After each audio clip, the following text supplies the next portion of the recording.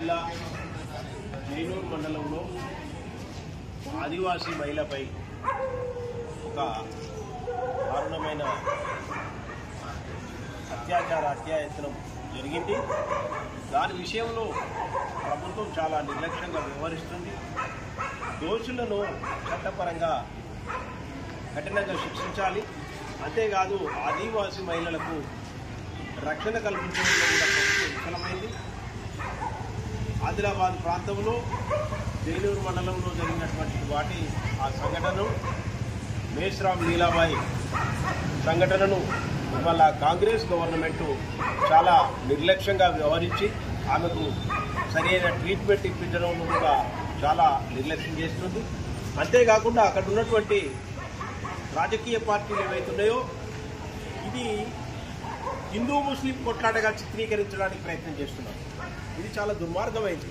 ఒక ఆదివాసీ మహిళ మీద అత్యాచారం జరిగితే ఆ మహిళల మాన ప్రాణాలకు రక్షణ కల్పించాల్సినటువంటి ప్రభుత్వం మరియు అక్కడ పనిచేస్తున్నటువంటి రాజకీయ పార్టీల నాయకులు ఆదివాసీల పక్షాన నిలబడి పోరాటం చేసి న్యాయం జరిగేటట్టు చేయాల్సింది పోయి దీన్ని మత ఘర్షణలుగా సృష్టించడానికి ప్రయత్నం చేయడం అనేది చాలా దుర్మార్గమైన విషయం. దీన్ని బహుజన్ సమాజ్ పార్టీ రాష్ట్ర యూనిట్ తెలంగాణ రాష్ట్ర యూనిట్ చాలా తీవ్రంగా ఖండిస్తున్నది.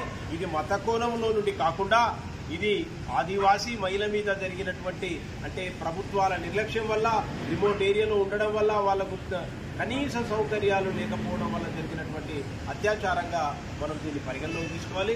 అదేవిధంగా మాకు ఈరోజు పెద్దలు రామ్జీ గౌతమ్ గారు, మా సెంట్రల్ కోఆర్డినేటర్ గారు, రాజ్యసభ సభ్యులుగా వ్యవహరిస్తున్నటువంటి వాళ్ళు ఈ విషయం తెలుసుకొని ఆదివాసీ మహిళల మీద జరిగినటువంటి ఈ దారుణమైన దాడిని ఖండించడం కోసం ఆమె పరిస్థితులను దగ్గర ఉండి తెలుసుకుందామని చెప్పి గాంధీ హాస్పిటల్ దర్శించడం జరిగింది.